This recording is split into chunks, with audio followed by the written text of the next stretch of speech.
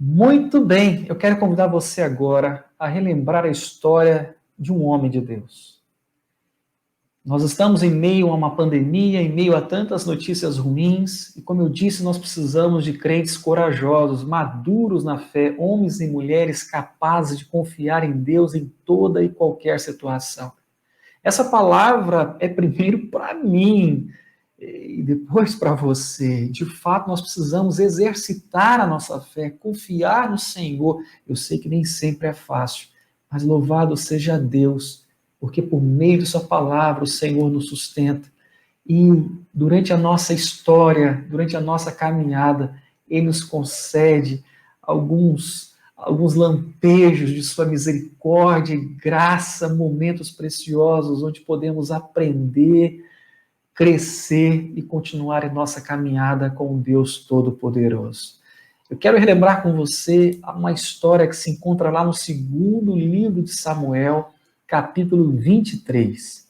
Se você quiser, você pode abrir a sua Bíblia, e, aliás, é muito importante que você faça isso. Abra a sua Bíblia, pegue a caneta, marque, risque, fique à vontade para interagir conosco. É muito importante que você faça isso e que o Senhor conceda a você esse desejo cada vez mais, pelo Espírito Santo, de estudar a sua palavra. Segundo livro de Samuel, capítulo 23. Segundo livro de Samuel, capítulo 23. Meus irmãos, eu preciso fazer uma pergunta antes de continuarmos. Vocês estão me ouvindo bem? O som está chegando bem aí para vocês? Para mim, aqui no celular, já fiquei sem áudio. Então, eu estou assim, absolutamente mudo. Eu não sei como é que estão as coisas. Está chegando o som aí para vocês? Eu espero que sim. Então, coloca aqui, tá bom? A sua resposta, o seu comentário. Enquanto isso, eu gostaria que você abrisse a sua Bíblia no segundo livro de Samuel, capítulo 23, versículos 11 e 12. Segundo livro de Samuel, capítulo 23, versículos 11 e 12. Obrigado, Desirê. Muito obrigado, viu? Eu quero relembrar com você a história de um homem que demonstrou uma grande coragem em meio a uma situação muito difícil, uma confiança em Deus em meio a uma situação muito complicada. Aliás, você já deve ter percebido que os grandes heróis, eles não nascem em momento de bonança. Na verdade, a gente aprende muito sobre o caráter, a honra, a coragem, a ousadia de uma pessoa, não durante os momentos de calmaria, mas durante as guerras, porque é durante uma guerra, durante uma batalha, durante uma adversidade que os verdadeiros heróis, eles aparecem, eles surgem para a glória de Deus. E a palavra de Deus nos mostra que Davi, o rei Davi, sabia disso. Quando você começa a estudar as Sagradas Escrituras no Antigo Testamento, especialmente, você vai notar que Davi, enquanto fugia do rei Saul, ele foi capaz de formar um bom exército. Um exército formado aproximadamente por 400 homens, e depois esse exército foi crescendo, mas inicialmente com 400 homens. Mas, desses 400 homens, é interessante que a palavra de Deus nos mostra que havia 30 soldados de Davi, conhecidos como os valentes de Davi. Esses homens eram os melhores dos melhores, os mais corajosos de Israel.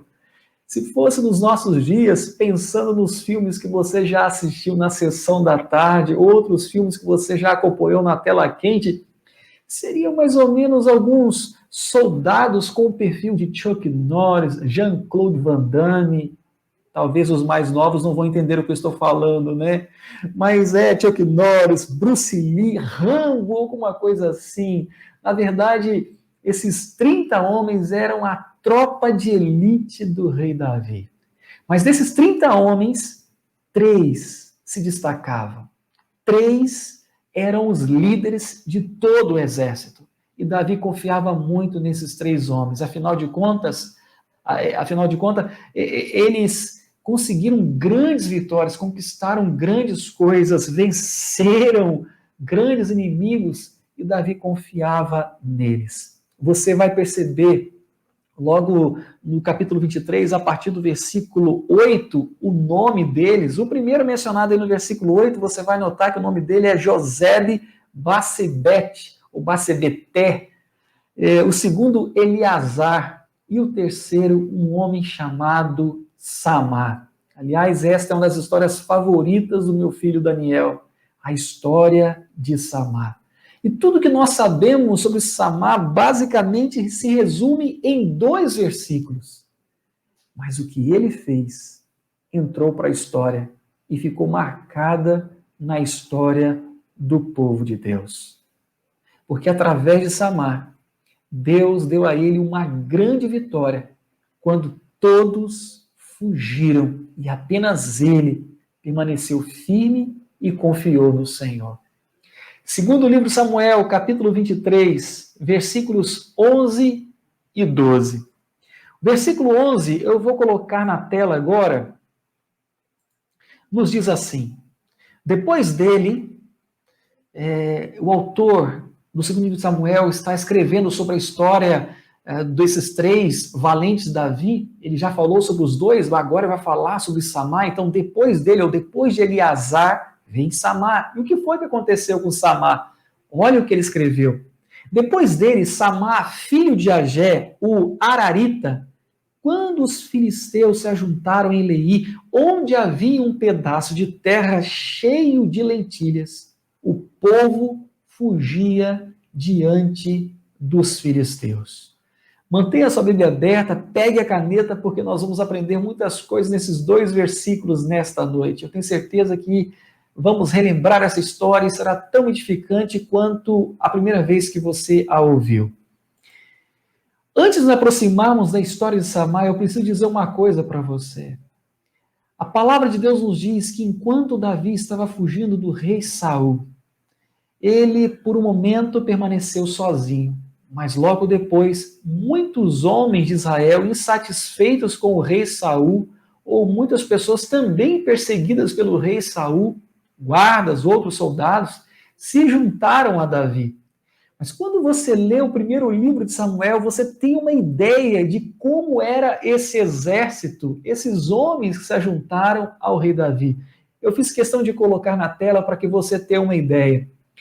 Primeiro livro de Samuel, capítulo 22, verso 2, está escrito assim: ajuntaram-se a ele todos os homens que se achavam em aperto, todo homem endividado e todos os amargurados de espírito, num total de 400 homens.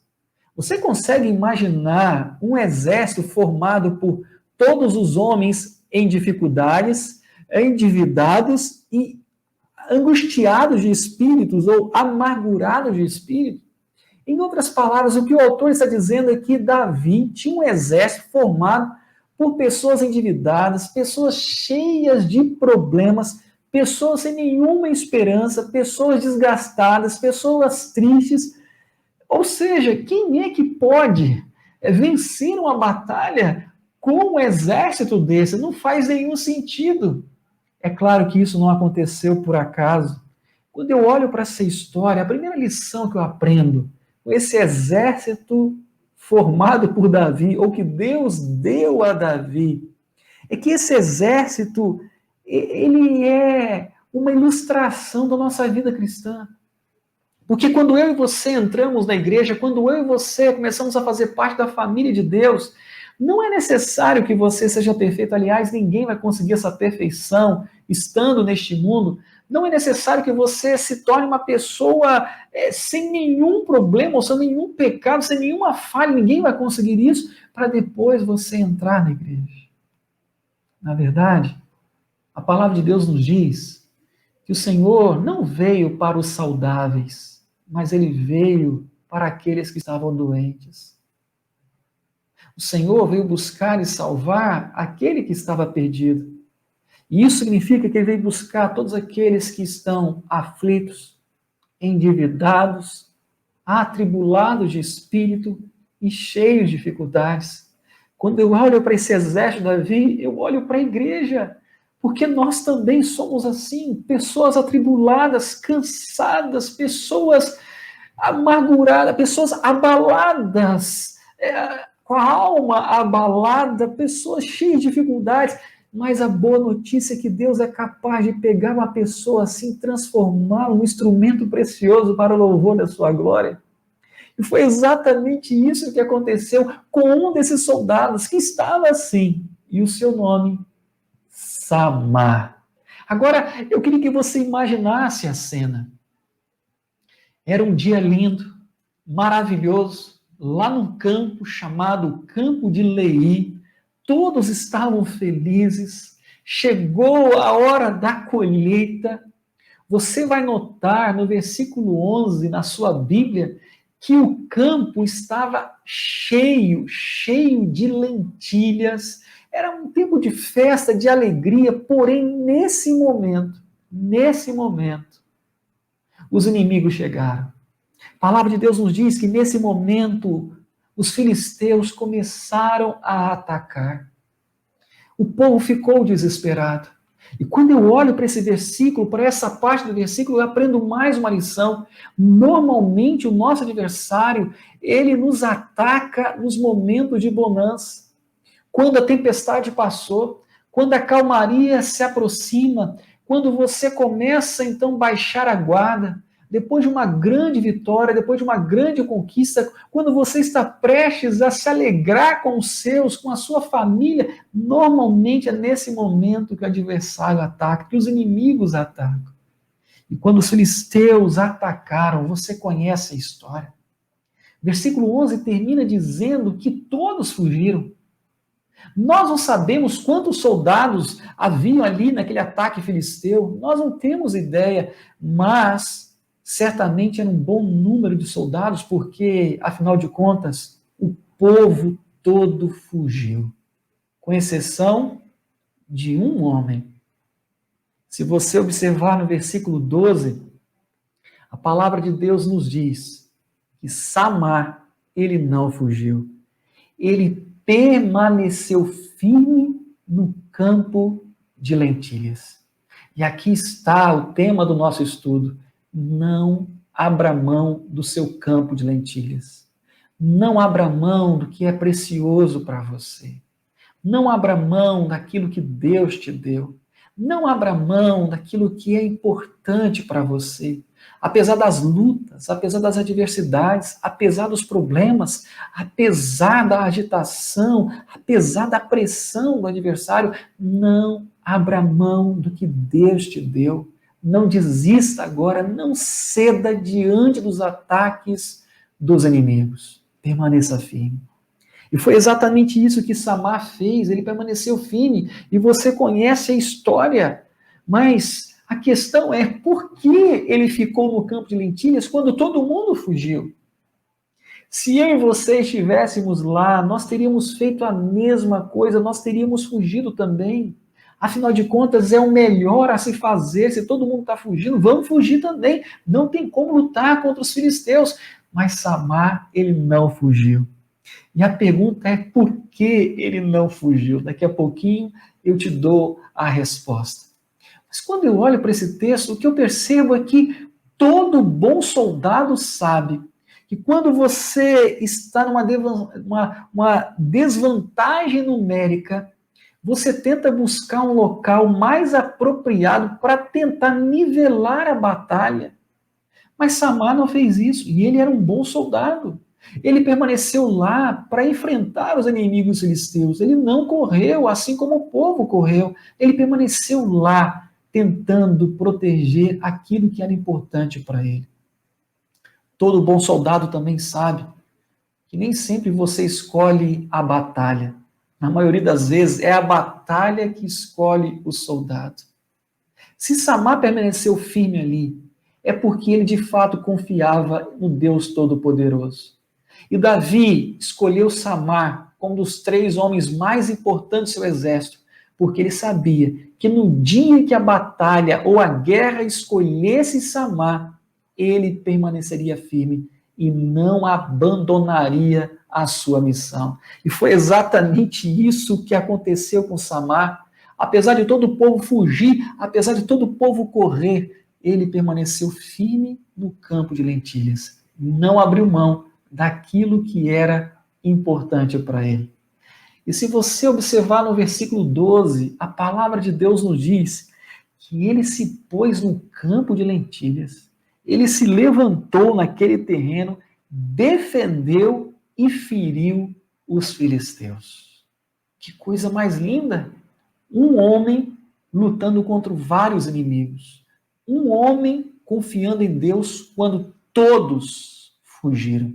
Um homem que não abriu mão daquilo que era importante para ele. Samar, guarde bem esse nome.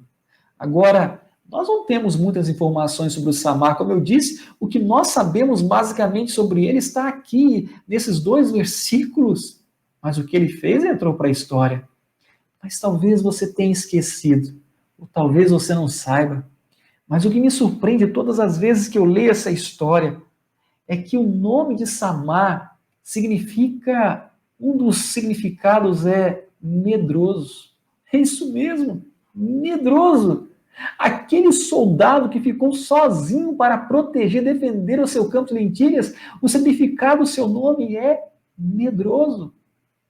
E mais, o pai dele, versículo 11 nos diz que o pai dele era um homem chamado Agé. E Agé significa covarde. Imagine o povo fugindo e perguntando, todo mundo fugiu? Não, ficou lá para lutar contra os filisteus. Quem ficou lá? Ah, Samar, o medroso? O medroso ficou lá. Aquele que é filho do covarde, ele mesmo, o filho do covarde ficou lá para lutar contra os inimigos. Você consegue imaginar um diálogo assim? Quando eu olho para esse texto, quando eu começo a estudar o significado do nome de Samar, o que eu percebo é que eu e você podemos escrever uma história diferente. É verdade. Não é porque a nossa família ela é marcada, e talvez seja o caso da sua família, uma família marcada por derrotas, que você tem que viver como um derrotado. Não é porque na sua família você encontra vários casos de pessoas que se divorciaram, que você também tem que se divorciar. Não é porque a sua mãe foi uma péssima pagadora que você também tem que agir assim. Não é porque o seu pai foi um alcoólatra que você também tem que viver como um alcoólatra. De forma alguma. Eu e você podemos escrever uma história diferente. Samar permaneceu sozinho, não levou em consideração o significado do seu próprio nome, não estou nem aí se o meu nome significa medroso, ele não levou em consideração o significado do nome do próprio pai, eu não quero saber se o meu pai é covarde, se ele é medroso, eu não quero saber o significado do meu nome, uma coisa eu sei, eu não vou abrir mão daquilo que é importante para a minha vida. E foi isso que Samar fez. Ele se levantou, e ele começou a lutar contra os filisteus. Mas a pergunta é, por quê? Por que ele não fugiu? Seria a decisão mais fácil. Seria muito mais fácil correr. Por que não correr? Por que ele permaneceu firme? Por que ele lutou contra os filisteus? Bem, Samar, ele lutou porque ele sabia que se ele desistisse do campo de lentilhas, ele teria que lutar com os filisteus mais tarde para ter de volta o seu campo de lentilhas. Ele sabia que quanto mais território você dá ao inimigo, depois você vai ter que lutar em dobro para reaver tudo aquilo que o inimigo levou. Ele também sabia que se ele abandonasse o seu campo de lentilhas, isso iria comprometer o bem-estar dos seus filhos, da sua família, da sua geração. Para ele, então, o campo de lentilhas se tornou uma questão de uma batalha sagrada, tudo ou nada. Samar também sabia que se ele desistisse do campo de lentilhas, daqui a pouco, os filisteus iriam querer o trigo, o milho, o gado, a sua casa. Talvez, se ele tivesse os seus filhos, a sua família, seus bens. Não é assim que o inimigo faz? Você cede um espaço e ele toma conta. Quanto mais espaço você dá, ele vai assumindo o controle da sua vida. Por isso que Samar lutou, por isso que ele defendeu aquilo que era importante para ele.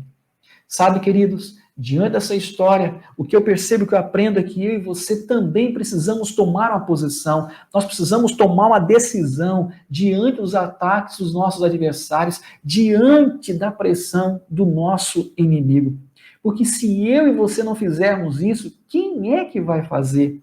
Se não lutarmos hoje por aquilo que nós acreditamos, o que é que nós vamos fazer quando tudo estiver perdido em nossa casa?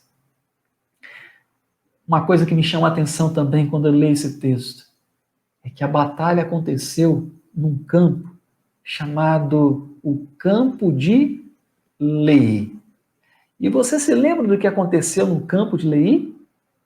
Foi lá no Campo de Lei que um homem chamado Sansão, ele feriu 1000 filisteus com uma queixada de jumento.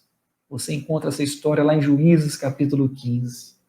1000 filisteus com uma queixada de jumento.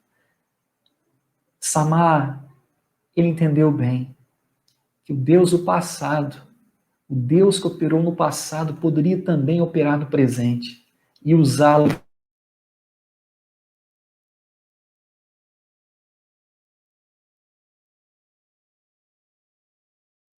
eu também posso ter absoluta certeza de que o Deus que trabalhou no passado pode hoje também trabalhar no presente e realizar e nos conceder mais uma linda e grande vitória em nossa vida para a glória dele.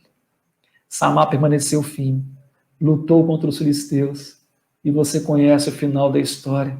Versículo 12 nos diz que o Senhor efetuou ali naquele dia um grande livramento. Que bênção foi para Samar, que bênção foi para o povo saber que Deus deu a eles uma grande vitória. Ou seja, o que nós temos aqui é uma aplicação maravilhosa para a nossa vida. Nós temos que cuidar daquilo que Deus nos deu. Temos que nos levantar, temos que defender, porque quando você se levanta para defender aquilo que Deus te deu, o seu casamento, a sua casa, a sua família, seus filhos, o seu trabalho, quando você se levanta para proteger, para defender as doutrinas da sua igreja, a história da sua igreja, a sua própria história, a história da sua família, quando você se levanta para defender aquilo que Deus concedeu a você, tenha absoluta certeza de que o Senhor estará ao seu lado. Samar também sabia disso. Aliás, eu disse para você que o nome de Samar significa medroso. Mas uma outra lição que eu aprendo, que me chama a atenção nesse texto, é que o nome de Samar, na verdade, ele é derivado de um dos nomes para Deus que nós encontramos nas Sagradas Escrituras. Lá em Ezequiel, capítulo 48, versículo 35. O profeta Ezequiel, ele disse o seguinte, que o nosso Deus, ele é o Jeová Shammah, ou seja, é o Deus presente, é o Deus sempre presente. Olha que coisa mais linda! Samar tinha plena convicção de que Deus estaria ali, presente com ele em meio àquela batalha. E eu e você também hoje podemos ter a mesma convicção, nos lembrando do nosso Jeová Shammah, nos lembrando do Senhor Jesus Cristo, que declarou em sua palavra que estaria conosco todos os dias até a consumação do século. Que coisa maravilhosa! Portanto, diante de tantas notícias ruins, diante de tantas adversidades, diante de tantos problemas, eu e você hoje podemos aquietar o nosso coração e saber que o Senhor estará conosco em cada batalha de nossa vida, jamais abrirá mão dos seus filhos, será sempre conosco, portanto, filho de Deus. Aquiete seu coração hoje.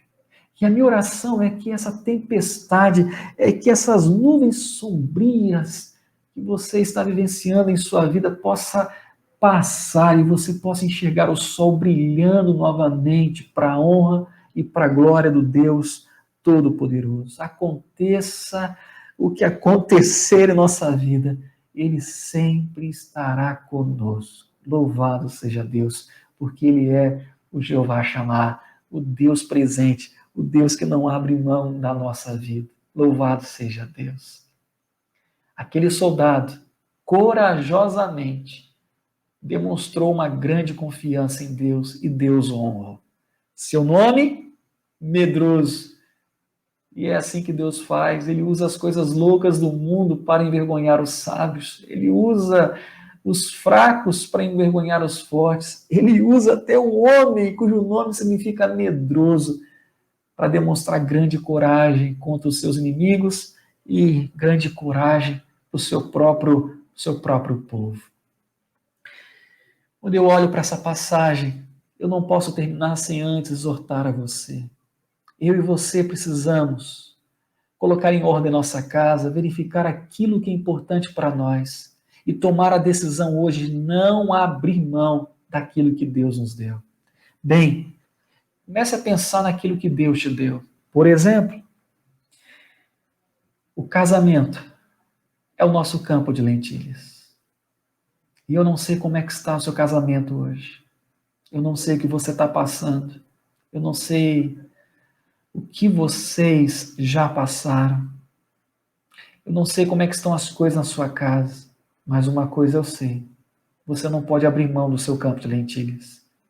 O casamento que Deus te deu, o seu cônjuge, é uma dádiva de Deus, é presente do Senhor. Então não abra mão do seu casamento, não desista, não pare, não cesse agora. Não abra mão dos seus filhos. Os seus filhos, ainda que estejam enfrentando uma fase rebelde, eles são o seu campo de lentilhas. Não abra mão deles.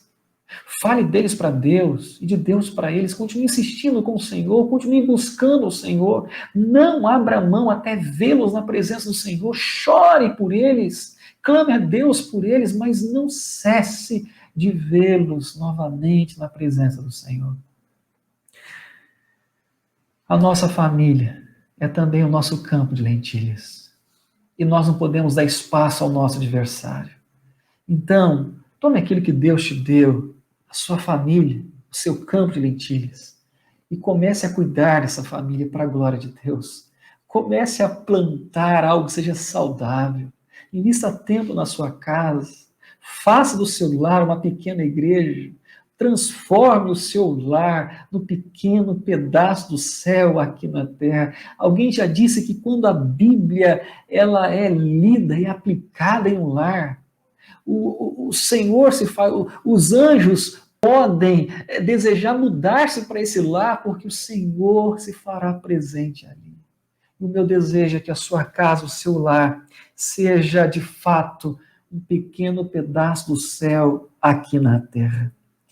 Não abra mão da sua igreja, do seu campo de lentilhas. Eu sei que nós estamos passando por um tempo complicado, ainda não podemos reunir na igreja, mas nós descansamos na certeza que igreja, necessariamente, em nossos dias, não é um templo, mas cada membro, cada filho de Deus é uma pedra preciosa e quando estão juntos, desfrutam da presença do Altíssimo e adoram Deus Todo-Poderoso, podem glorificar a Deus pela graça, pela misericórdia e pelos dons que receberam. Então, não abra mão da sua igreja, não desista, não pare agora, continue orando pela liderança da sua igreja, continue clamando a Deus pelos irmãos da sua igreja, porque no tempo certo, isso vai passar e nós estaremos juntos ali, e eu não vejo a hora para podermos adorar ao Deus Todo-Poderoso. Se permanecermos firmes, o nosso adversário vai bater retirada. Se nós abrirmos mão, ele vai tomar um espaço precioso na nossa vida.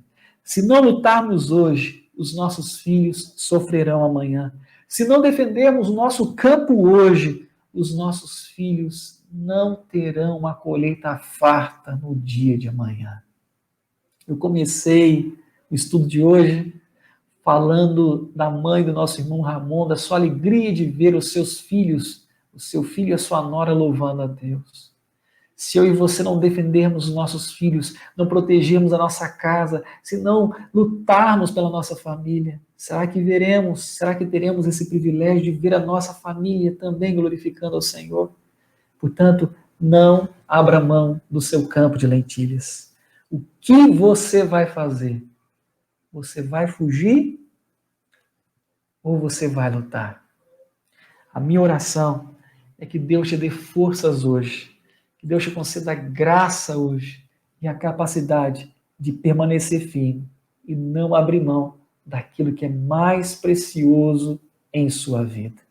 Que Deus te abençoe, querido. Que Deus te abençoe. Vamos